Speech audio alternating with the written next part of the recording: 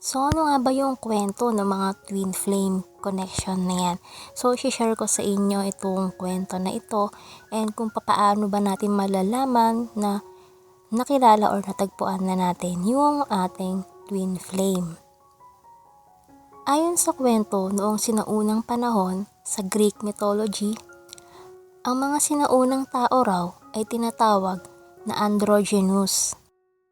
Nilikha sila na may 4 na kamay, 4 na paa, 2 mukha, at 2 kasarian na nagsasalo sa isang katawan. Sila ay malalakas, maliliksi, matatalino, at magagaling na nilalang. At masasabing nasa kanila na ang lahat, yung tipong perpektong nilalang talaga. Kaya nilang gawin ang lahat ng gusto nilang gawin nang walang kahirap-hirap. Mabilis nilang natatapos ang kanilang mga gawain sa isang iglap lang dahil sa angking bilis at talino nila. Ngunit dumating sa punto na naghangad na sila ng mas higit pa. Naging mapaghangad na sila sa kapangyarihan na tanging mga Diyos at Diyosa lamang ang maaaring magkaroon. Dahil sa angking bilib nila sa kanilang sarili, naghangad na sila na maging kapantay na nila ang mga Diyos at Diyosa sa Mount Olympus. Ito ang dahilan kaya nabahala ang mga Diyos at Diyosa, kaya sila ay pinatawan ng kaparusahan ni Zeus. Hinati niya ang katawan ng mga sinaunang tao upang maging 2 sila. Pinaghiwalay naman ni Apollo ang mga katangian ng mga ito sa 2 katawan. Ginawa nila ito upang hindi na kailanman maging perpekto ang mga tao at upang hindi na sila maghangad pa na maging kapantay ng mga Diyos. Sa paghihiwalay na ito, naging mahina at malungkot na ang mga tao dahil sa pakiramdam na hindi na sila buo. Kaya sa buong buhay nila ay hahanapin nila ang kaparehan nila na nawalay sa kanila. Habang buhay silang magsasaliksik upang hanapin ang nawawalang parte ng kanilang pagkatao. At kahit hindi sila makita sa kasalukuyang buhay, sa susunod na habang buhay ay ang isa't isa pa rin ang hahanapin nila. Parati nilang mararamdaman ang pagkukulang na iyon sa kanilang buhay, kaya hindi matatapos ang pagsasaliksik ng mga tao na mahanap ang kanilang nawawalang piraso. So yan ay yung kwento ng twin flame connection noong panahon ng Greek mythology. So, ano nga ba yung twin flame? Ang twin flame ay ang kalahati ng ating pagkatao. Ang kalahating ito ang bubuo sa pagkukulang na buong buhay na hinahanap natin sa ating buhay. Matatawag din itong salamin ng ating kaluluwa dahil ang ating twin flame ang magpapakita sa atin ng mga katangian natin na hindi natin alam subconsciously.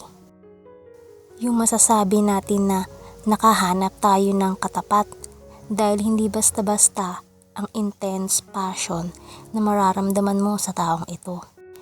At hindi mo maipapaliwanag kung bakit gano'n na lang ang iyong nararamdaman. Paano natin malalaman na siya na ang ating twin flame? Una, magkakaroon tayo ng kakaibang pakiramdam, yung tipong bigla mong kailangan pumunta sa isang lugar o kailangan mong gawin yung isang bagay kahit hindi naman malinaw sa iyo ang dahilan. Ito ay isang paraan ng ating mga gabay upang ipaalam sa atin na malapit na sa atin ang ating twin flame. For other example, bigla mo na lang naramdaman na kailangan mong pumunta sa lugar na ito nang hindi mo alam kung bakit, or kailangan mo mag-online sa ganitong site, kailangan mo mag-download ng ganitong apps or games, pero hindi malinaw sa'yo kung bakit kailangan mong gawin yun. Hindi natin alam na ito na pala ang simula kung paano natin mahahanap ang nawawalang parte ng ating pagkatao. Kapag dumating na ang araw na matagpuan mo siya o mahanap mo siya, hindi mo maipapaliwanag ang kakaibang pakiramdam na maghahalo-halo sa iyong sistema. Hindi lang to basta-basta physical attraction lang dahil may kahalong emotional, spiritual attraction nito nakalakip. Parang bomba ito na sasabog sa iyong harapan, nagugulantang sa iyong kulang-kulang na mundo at pagkatao. Yung pakiramdam na parang matagal mo na siyang kilala o nakilala mo na siya, ngunit first time nyo lang naman nagkita o nagkausap. Ito ay dahil sa nakilala ng kaluluwa nyo ang isa't isa, kaya ganoon na lamang ang intense attraction o magnetic pull na naramdaman nyo sa isa't isa. Doon na mag-i-start ang pag-uusap nyo at kikilalanin pa na mabuti ang isa't isa. Mararamdaman nyo ang kakaibang saya na parang first time nyo lang naramdaman sa buong buhay nyo. At sa taong iyon, nyo lang mararamdaman iyon. Ito yung pakiramdam na parang na love at first sight ka, pero hindi dahil sa maganda o gwapo ang taong ito, ngunit dahil sa inyong soul connection. Magiging masaya at kompleto ang bawat araw mo dahil sa taong ito. Yung pakiramdam na wala ka nang mahihiling pa at masaya ka sa araw-araw kahit isang damakmak ang hugasin mo sa kusina. Pakanta-kanta ka pa at masayang masaya at parang punong-puno ka ng buhay at kakaibang lakas na harapin ang bawat araw dahil sa taong ito. Yung tipong kahit may dumating na mga problema, nakukuha mo pa rin ngumiti at naaayos mo rin agad ang mga problemang ito dahil inspired ka sa buhay. Yung gusto mo magkasama na lang kayo palagi at ayaw nyo na maghiwalay pa kayo. Ngunit habang nakikilala nyo ang isa't isa, doon nyo rin makikita ang mga bad side nyo na ipapakita ng inyong twin flame.